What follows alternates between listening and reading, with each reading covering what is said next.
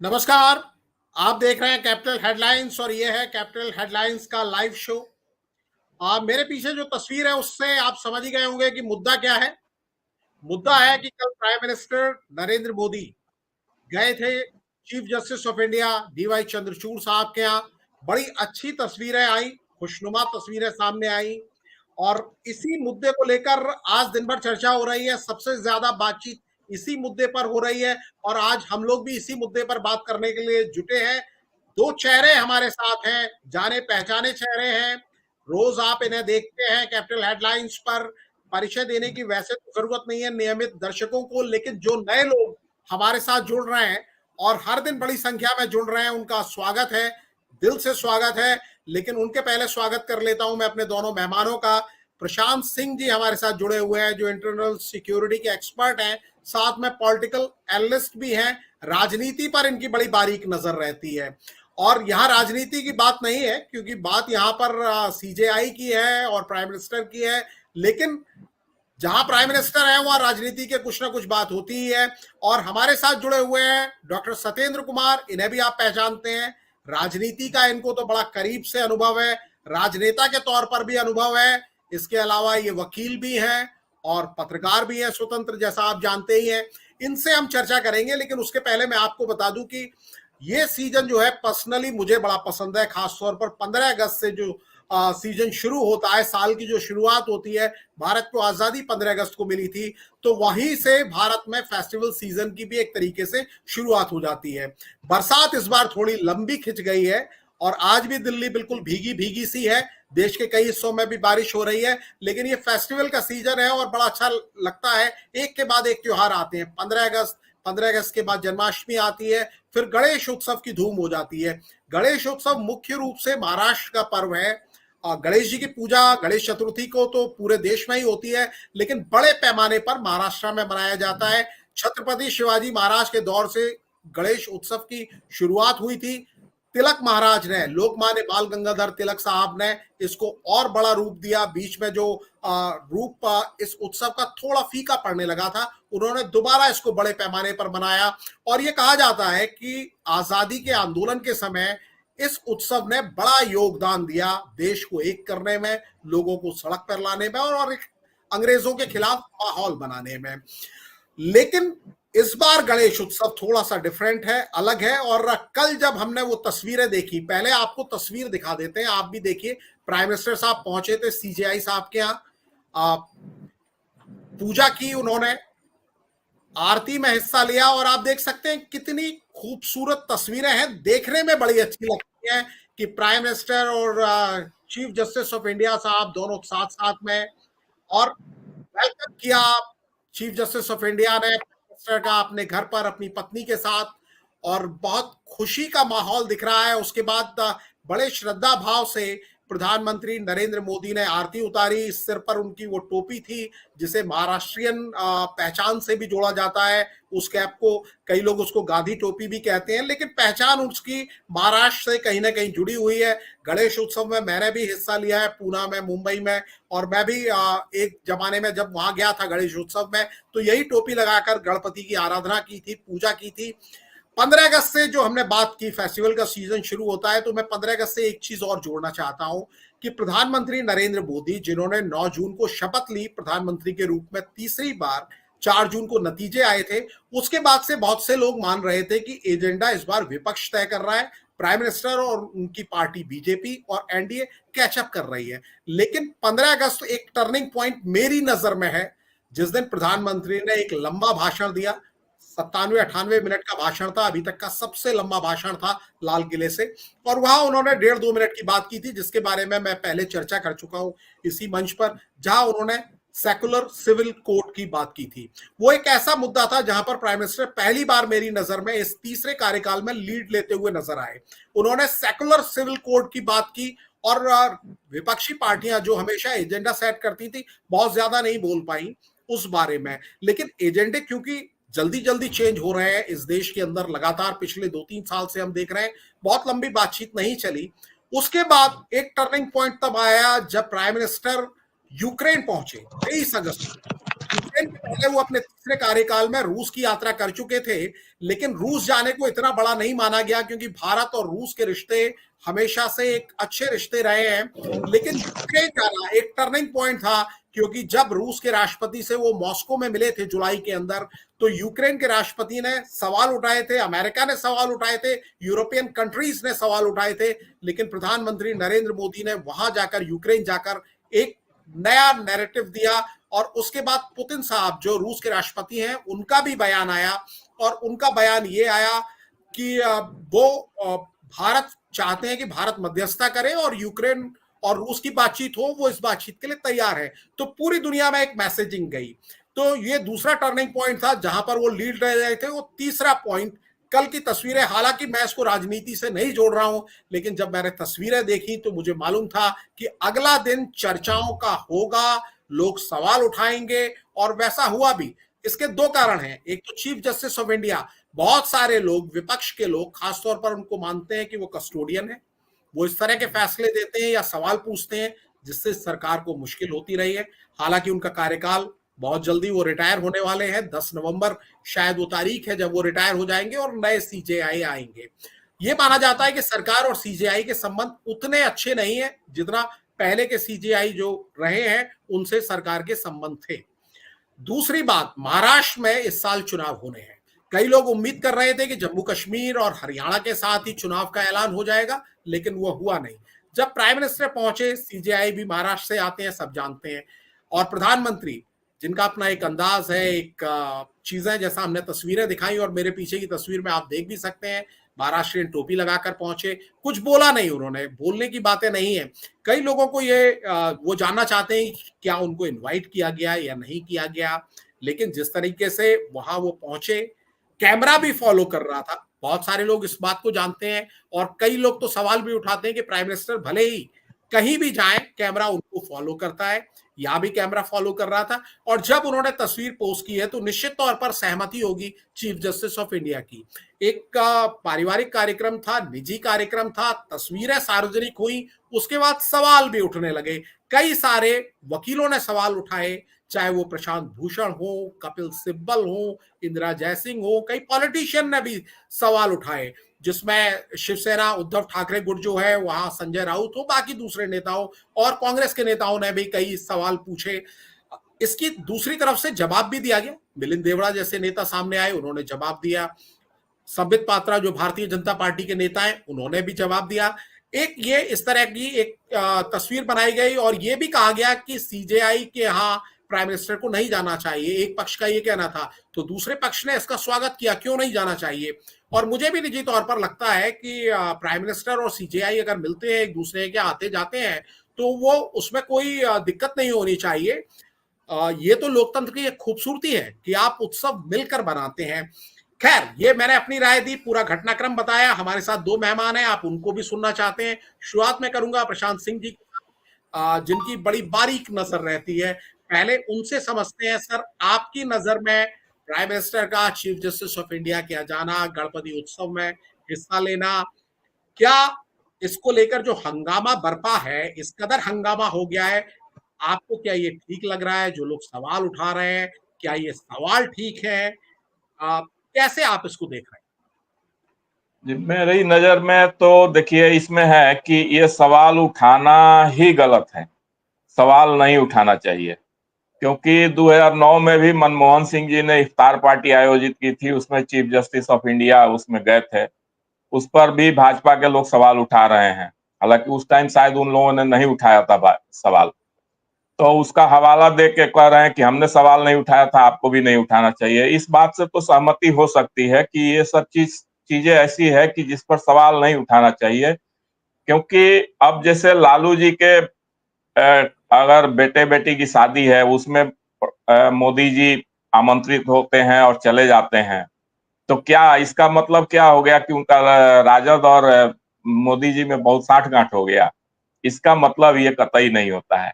एक ये दूसरी चीज है, ये कर्टसी है, एक शिष्टाचार है। यदि किसी ने आमंत्रित कर दिया और दोनों ही भारतीय हैं, ठीक है, वो न्यायपालिका के हेड हैं, ये कार्यपालिका के हेड हैं, तो दोनों की अपनी अपनी सीमाएं हैं, संविधान द्वारा दोनों की अपनी अपनी निर्धारित की गई है कर्तव्य और अधिकार।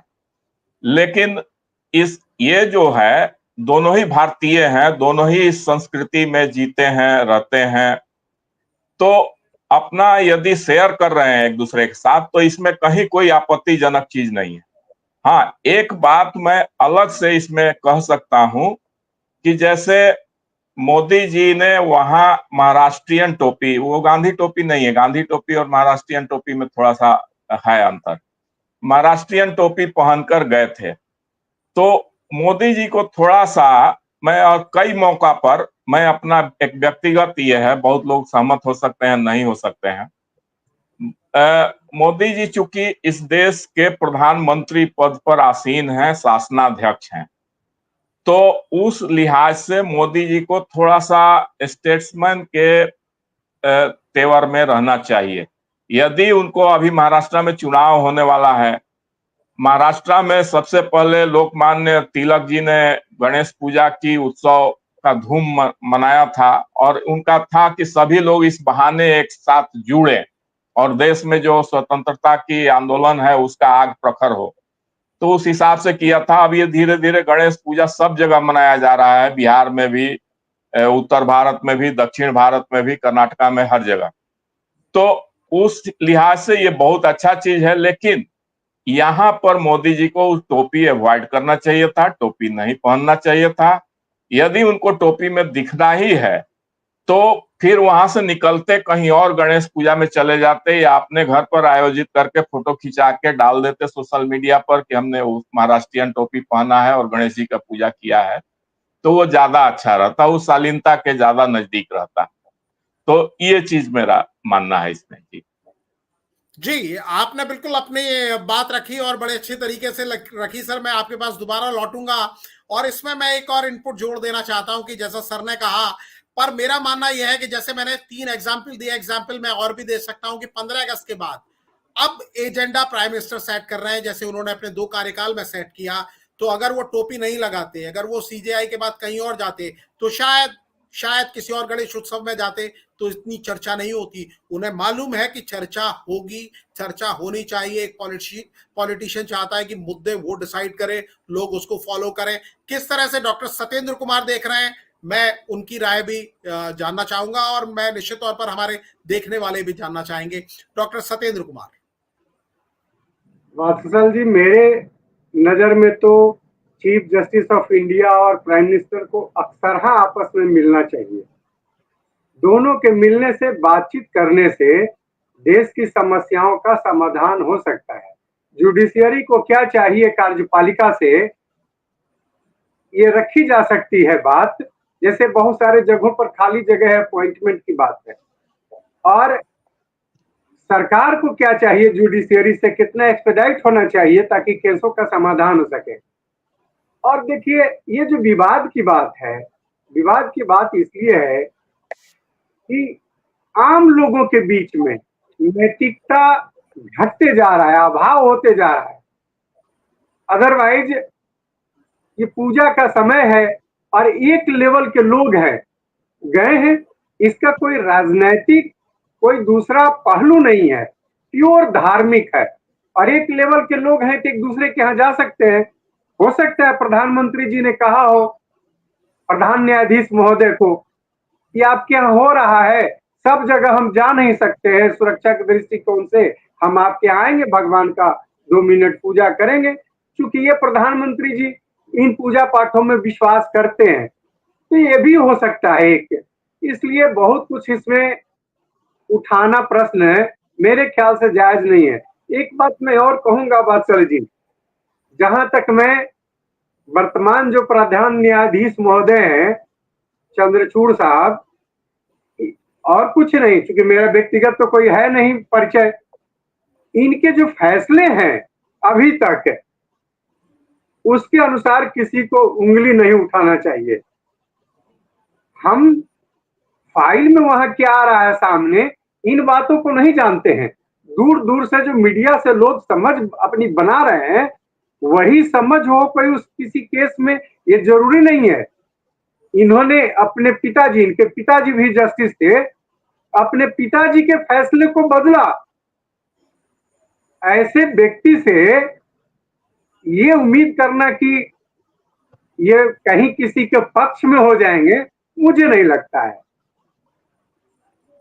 जी ये बिल्कुल पूर्ण रूप से निष्पक्ष और जो मेरिट केस का है, जो उसमें तथ्य है, उसके आधार पे निर्णय लेने वाले जस्टिस हैं, न्याय करने वाले।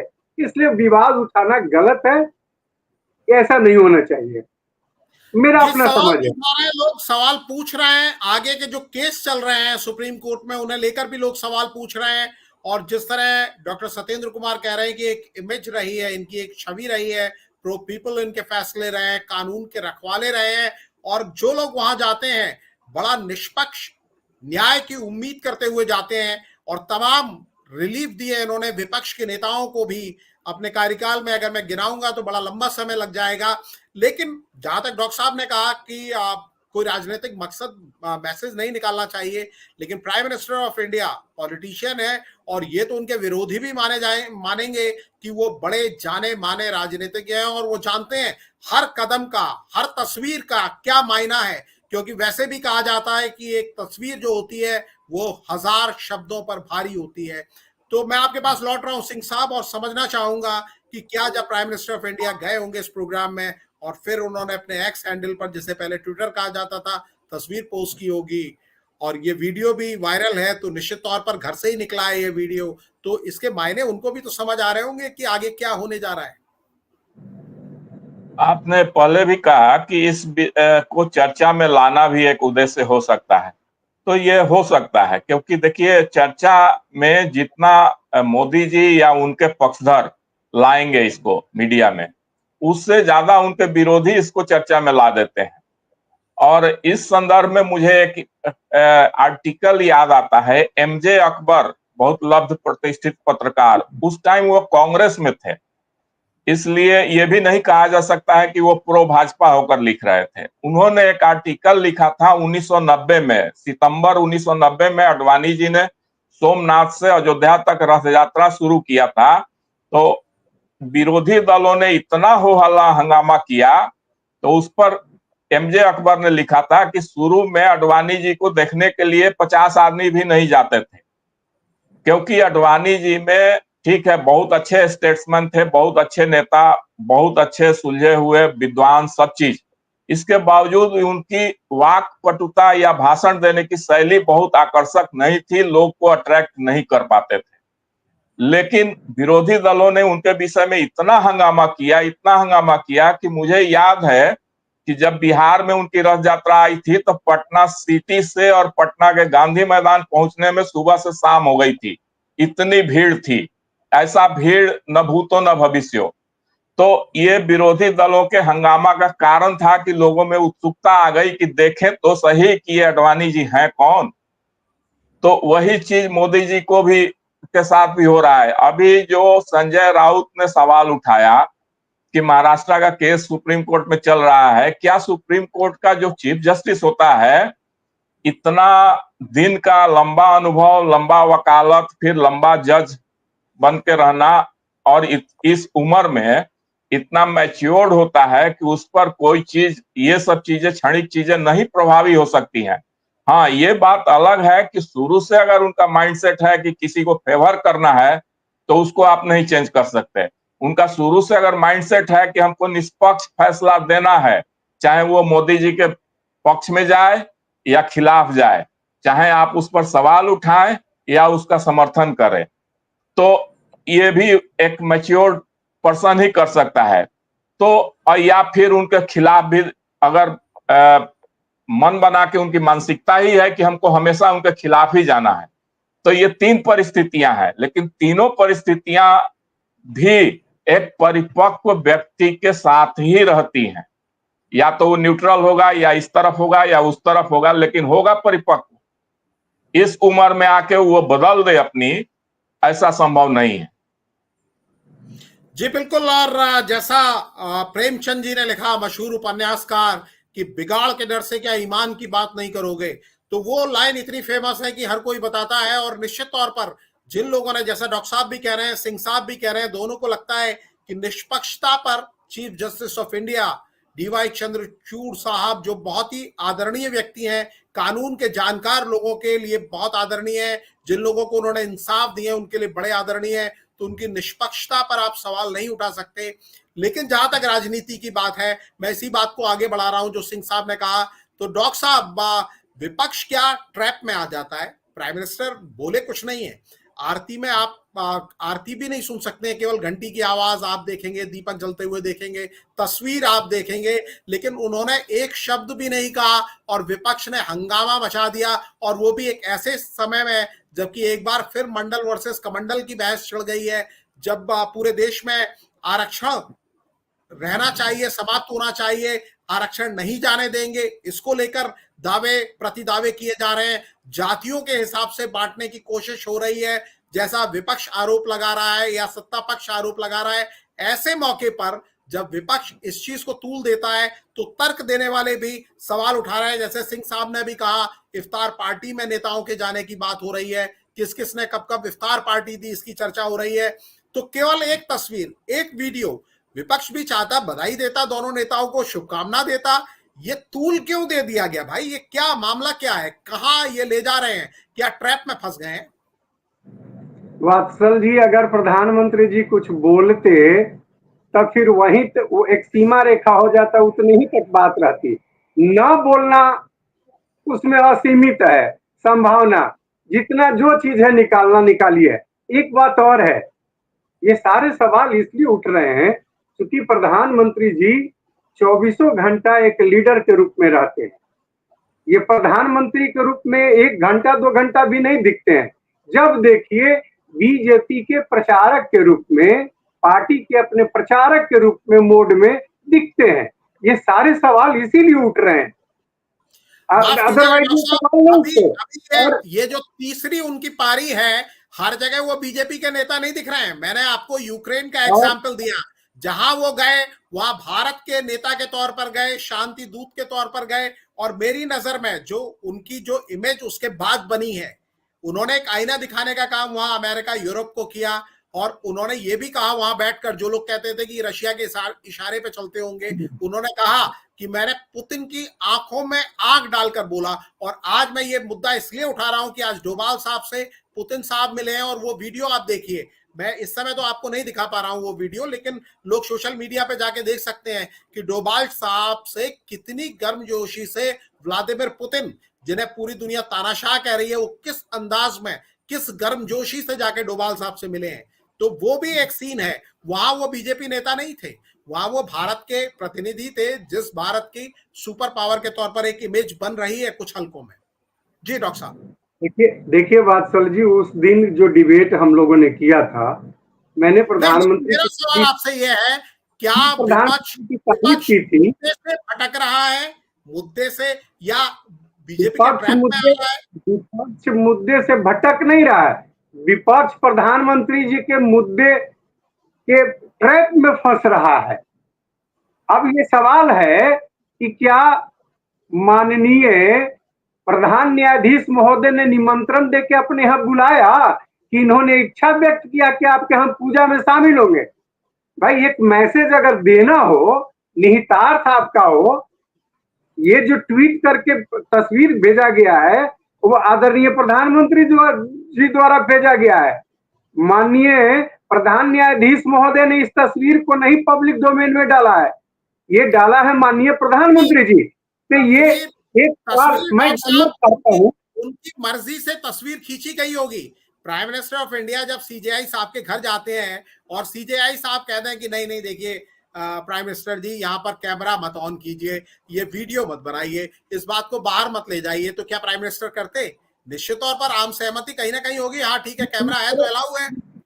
इस तरह की बात नहीं कहेंगे ना प्रधान न्यायाधीश महोदय, अपने घर में नहीं कहेंगे। लेकिन पहले वात्सल जी सवाल ये है कि प्रधान न्यायाधीश महोदय ने बुलाया कि अपनी इन्होंने इच्छा व्यक्त किया कि आपके यहाँ पूजा हो रहा है, हम भी शामिल होंगे भगवान के पूजा में। एक ये है, क्योंकि इससे निर्णय लगेगा पता कि ये इनका मकसद है, ये मैसेज भेजने का, ये अवसर देख करके इन्होंने किया। ये है, जांच का विषय है। और देखिए, वैसे अवसर तो मैं देख के बात होती ही है, अवसर तो देखकर बात होती ही है। जब अवसर नहीं होता तो इतनी लंबी बात भी नहीं होती। सिंह साहब, मैं आपसे समझना चाहूंगा जो सवाल मैंने डॉक्टर साहब से पूछा, क्योंकि आपको दूसरी डिबेट में भी जाना है, समय हो रहा है बिल्कुल। आखिरी एक कंक्लूडिंग आपसे कमेंट लूंगा।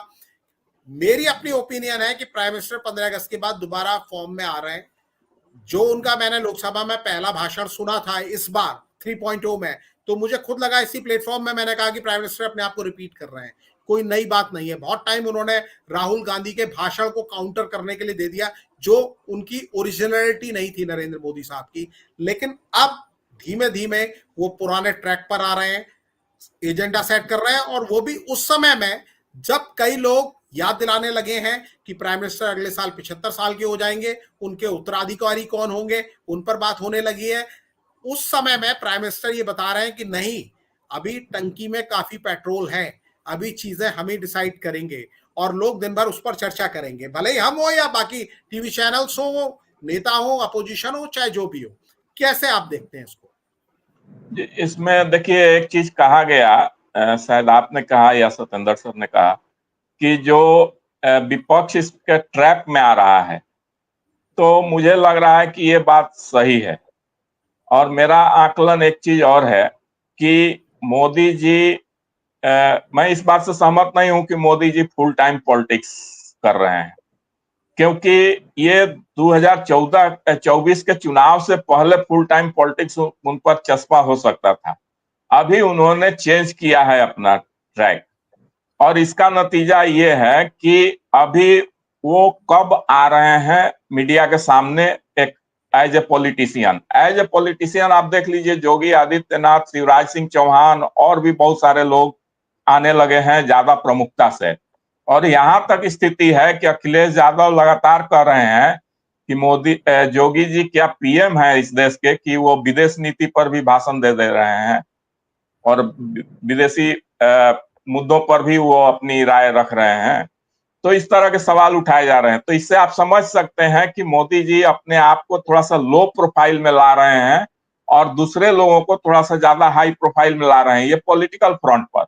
लेकिन जहां तक आपने सही कहा कि अभी पुतिन से बातचीत की बात हो, यूक्रेन की बात हो, या अन्य कई मुद्दे हैं जिसमें स्टेट्समैन के रूप में मोदी जी निश्चित रूप से अभी अग्रणी सीट पर बैठे हुए हैं और उसमें अपना भूमिका निभा रहे हैं। तो सही, ये बात सही है। और मोदी जी शायद अपना ये चेंज किए हैं रणनीति कि अभी थोड़ा सा लो प्रोफाइल में रह के अन्य लोगों को मौका देंगे, और जब चुनाव का टाइम आएगा तो एक नए ढंग से अपने आप को नए अवतार में लेकर आएंगे।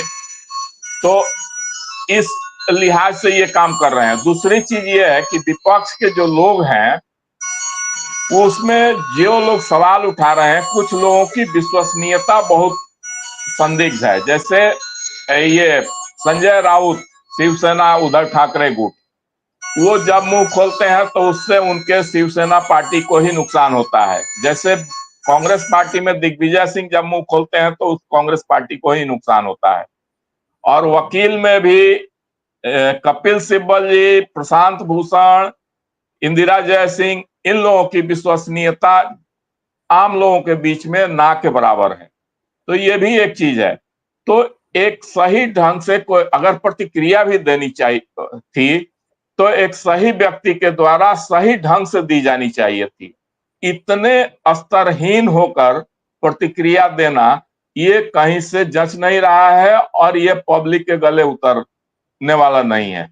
और इसमें हमको लग रहा है कि विपक्षी दल के लिए निश्चित रूप से ये एक सोचने का विषय है। जी बिल्कुल सर, आपको दूसरी डिबेट में भी जाना है, लेकिन 1 मिनट डॉक्टर साहब को भी मैं देता हूं concluding comment. Doctor Satyendra Kumar अपना कुछ अगर कहना चाहते हैं सर, फिर इस डिबेट को हम यहीं समाप्त करेंगे। डॉक्टर सत्येंद्र कुमार। प्रधानमंत्री जी प्रधान न्यायाधीश जी को 2 महीने में एहसास अच्छा करवाना चाहते होंगे, क्योंकि अभी तक बहुत ही कटुतापूर्ण रहा है, सौहार्दपूर्ण नहीं रहा है। मास के बीच में जो परसेप्शन बना है, उन दोनों के बीच में क्या है मैं नहीं जानता, लेकिन पब्लिक के बीच में जो पार्टियों के जो वर्कर हैं वो बोलते रहे, लीडर बोलते रहे, मिनिस्टर स्तर के लोग जो बोलते रहे, लगता है कि उनके जाते जाते ये अच्छा एहसास करवाना चाहते होंगे। एक चीज और है, फील गुड की बात डॉक्टर साहब कर रहे हैं। डॉक्टर साहब जी आप जल्दी खत्म कीजिए डॉक्टर साहब। एक चीज और है, प्रधानमंत्री जी को अभी विश्वास मत हासिल नहीं हुआ है ये पार्लियामेंट के फ्लोर पर, वो भी अभी बाकी है। हाँ डॉक्टर साहब, लेकिन उसमें कोई संशय की बात नहीं है। प्राइम मिनिस्टर फ्लोर पर जिस भी दिन लाएंगे विश्वास मत उनको मिल ही जाएगा।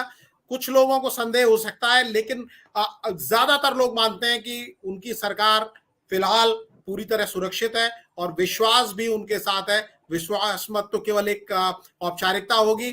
और आप दोनों गेस्ट हैं, सिंह साहब डॉक्टर साहब, आप दोनों ने समय दिया और देखने वाले भी हमारे साथ जुड़े। आप सभी का बहुत बहुत आभार। इस कार्यक्रम में फिलहाल इतना ही। धन्यवाद।